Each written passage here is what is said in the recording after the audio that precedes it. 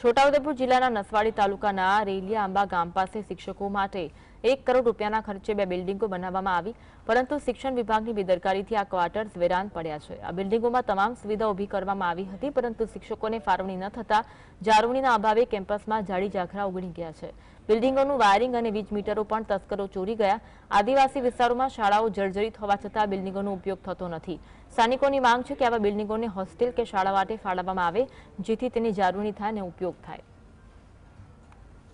છોટાઉદેપુર જિલ્લાના નસવાડી તાલુકાના રેલિયાંબા ગામ પાસે પ્રાથમિક શાળામાં જે શિક્ષકો રહે છે તેઓને રહેવા માટે ક્વાર્ટર્સ બનાવવામાં આવતા। આપ તસવીરોમાં જોઈ રહ્યા છો, રેલિયાંબા ગામ પાસે 2 બિલ્ડિંગ બનાવવામાં આવ્યા છે, તેમાં 20થી વધુ ક્વાર્ટર્સ છે। લાખો રૂપિયાનો ખર્ચ શિક્ષણ વિભાગે કર્યો હતો અને ક્વાર્ટર્સ બનાવ્યા હતા, પરંતુ આ ક્વાર્ટર્સ આજ દિન સુધી કોઈ શિક્ષકને ભાડે આપવામાં નથી આવ્યા, જેને કારણે જારી ઝાકળ ઉગી નીકળ્યા। આપ તસવીરોમાં જોઈ રહ્યા છો, જે 2 બિલ્ડિંગો બનાવવામાં આવ્યા છે, બંને બિલ્ડિંગોમાં જારી ઝાકળ ઉગી નીકળ્યા છે।